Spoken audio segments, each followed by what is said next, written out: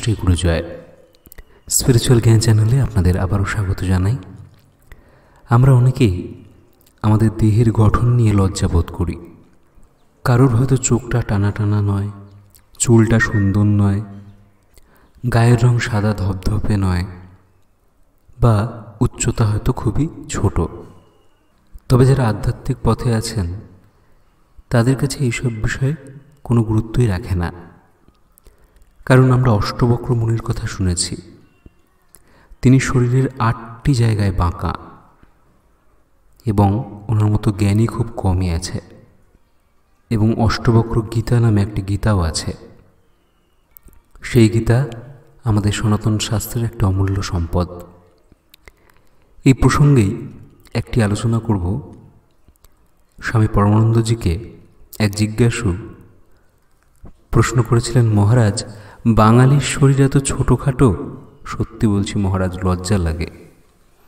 তখন এই প্রসঙ্গে স্বামীজি বললেন, দেহে দানব, মনে মানব। দেখো না, বিশালকায় কাউকে দেখলে লোকে বলে যেন দানব। দেবদেহ সম্বন্ধে বিশাল ভাবনা কোথায়? বাঙালি মাথায় খাটো বলে তোমার দুঃখ হচ্ছে? আগামীতে ভারতীয়দের গড় উচ্চতা কত হবে জানো? মাত্র 5 ফুট। মস্তিষ্কের কাজ বেড়ে যাবে, শরীর ছোট হবে। মিষ্টি খেয়ে খেয়েই বাঙালি খর্বাকার হয়েছে। রাজা কৃষ্ণচন্দ্রই এর জন্য দায়ী। তার আগে সন্দেশ রসগোল্লা কোথায় ছিল? মিঠাই মন্ডা। ক্যালসিয়াম খেলে লম্বা হয়। সভ্য ছোট যার শরীর, তার হীনভাব আসবে কেন? সভ্য বলতে যিনি প্রশ্ন করছেন তার কথা বলছেন। এ তোমার ভুল ধারণা। বিশ্বমনে অভাব আসেই না। দেখো, হাতির পিঠে মাহুত, মাহুতের হীনভাব হয় কি? তোমার যদি এমন ভাবনা হয়, তবে সেই ভাবনা জিনের মধ্যে দিয়ে কাজ করে সপ্তম পুরুষে দীর্ঘকায় হয়ে যাবে। দেহ সম্বন্ধে অত ভাবলে আমি আর এখানে আসব না, উড়িষ্যায় যাব। অর্থাৎ উনি বলতে চাইলেন, আমি আর বাংলায় দেহ ধারণ করব না, এরপরে উড়িষ্যায় দেহ ধারণ করব। হেসে হেসে বললেন। উনি আরও বললেন, সভ্য ভেবে দেখো, সত্যিকারের তোমার বলতে কি কিছু আছে? শরীর জগদম্বারূপিণী জননীর কাছ থেকে এসেছে। দেহ তো তোমার নয়। বিচার করো, দেখবে মনও তোমার নয়, বুদ্ধি বা অহংও তোমার নয়। অহংয়ের যেন বিলাস চলছে। সভ্য, তুমি তো আকাশের দিকে তাকাওই না, সরীসৃপের মতো চলো। আবার সে প্রশ্ন করল, মহারাজ, তাহলে মাথা উঁচু করে চলবো? স্বামীজি বলছেন, না, তাহলে তোমাকে ঔদ্ধত মনে হবে। আকাশ দেখো। আকাশ দেখেই মানুষ লাভ করেছিল বিরাটের ধারণা। দেবতা কোথায়? বলে না ওই আকাশে, পাতালে কখনোই নয়। সেখানে থাকে দানব বা রাক্ষস। আমাদের গুরু ভগবান ভুবনেশ্বর আশ্রমে যখন ছিলেন, 1373 সন 25শে মাঘ রাত 3টার সময় উনি ভজন কুটিরে বসে একটি গান রচনা করেছিলেন।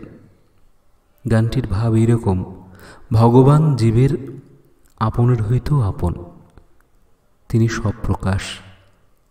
শুদ্ধচিত্ত সাধকের নিকট তিনি মূর্ত, কিন্তু মলিন বুদ্ধির ও বৈষয়িক ভাবের অগোচর। প্রেম ও ভক্তিপূর্ণ চিত্তে তার বিকাশ ও প্রকাশ স্বতঃসিদ্ধ। তাই মনে প্রেম ও ভক্তি লাভে চেষ্টিত হইতে হয়।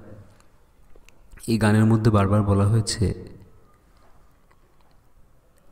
দেহের বাইরেটাকে সাজাস না, ভিতরটাকে সুন্দর কর।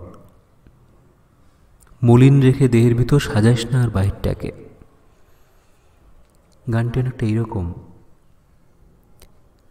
মনে যদি প্রেম জাগে তোর, দেবতা কি পাষাণ থাকে, আপন দোষে দোষী হয়ে দোষ দিলে তুই যাকে তাকে, মনে যদি প্রেম জাগে তোর, মনে যদি প্রেম জাগে তোর,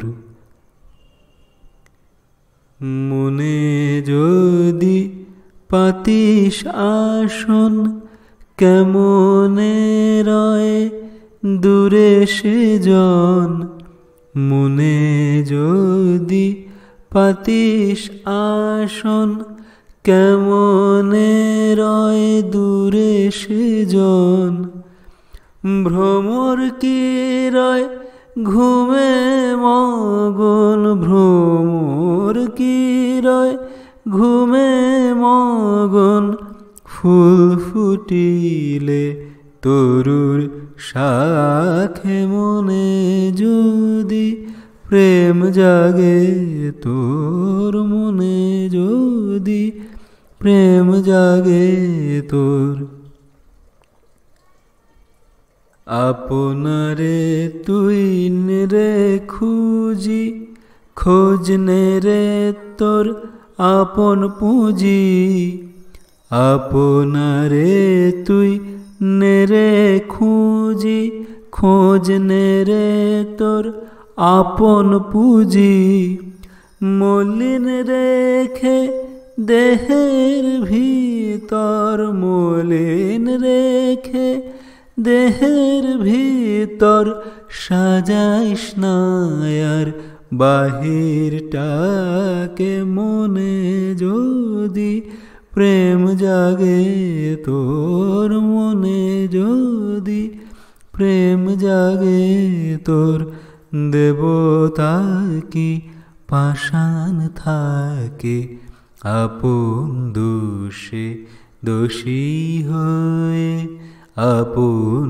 দোষে দোষী হয়ে, দোষ দিলি তুই যাকে তাকে, মনে যদি প্রেম জাগে তোর, মনে যদি।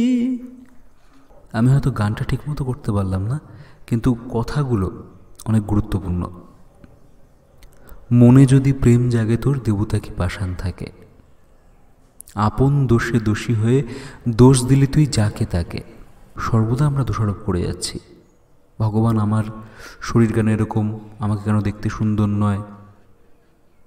ভগবান আমাদের সব কিছু দিয়েছেন, হাত পা সব কিছু, তবু আরও চাই, যেন আরও চাই। কত মানুষ আছে যাদের অঙ্গ প্রত্যঙ্গ নেই, যাদের কত রকম অসুবিধা, তবুও কিন্তু তারা জীবনে হার মানে না। একটা ভিডিওতে দেখছিলাম, অমরনাথ যাত্রায় এক ব্যক্তি, ওনার হাত পাগুলো, বিশেষ করে পাটা সোজা হতে পারে না, উনি দাঁড়াতে পারেন না, পাটা সম্পূর্ণ ছোট, খড়বাকার এবং একটু বেঁকা। তো উনি দু হাতে এবং দুই পায়ে একসাথে হাঁটেন, হাতের মধ্যে একটা গ্লাভস বা জুতো পরে নেন, নিয়ে উনি কিন্তু পুরো অমরনাথ যাত্রা করছেন। কতটা মনের জোর থাকলে ওইভাবে অত দুর্গম পথে যাওয়া যায়।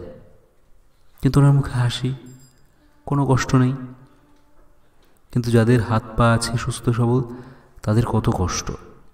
ঠাকুর বলতেন অসহায় শূন্য হওয়ার কথা, যা পেয়েছো তাতে সন্তুষ্ট থাকো, ভগবানের দোষারোপ করতে নেই। তোমার কর্মফল অনুযায়ী তুমি সব কিছু পেয়েছ, আবার এই জন্মে যা যা কর্ম করছো সেই অনুযায়ী পরের জন্মে দেহ ধারণ করবে। তাই আবারও এই গানের কথা দিয়ে বলছি, মলিন রেখে দেহের ভিতর সাজাইস না আর বাহিরটাকে, মনে যদি প্রেম জাগে তোর, দেবতা কি পাষাণ থাকে, আপন দোষে দোষী হয়ে দোষ দিলি তুই যাকে তাকে, মনে যদি পাতিস আসন, কেমনে রয় দূরের সেজন, ভ্রমর কি রয় ঘুমে মগন, ফুল ফুটিলে তরুর শাখে, আপনারে তুই নেড়ে খুঁজি, খোঁজ নেড়ে তোর আপন পুঁজি, মলিন রেখে দেহের ভিতর সাজাইস না আর বাহিরটাকে। আজকের আলোচনা এখানেই শেষ করছি। সবাই ভালো থাকবেন, সুস্থ থাকবেন। ওম শ্রী গুরু জয়, শ্রী গুরু জয়, শ্রী গুরু জয়।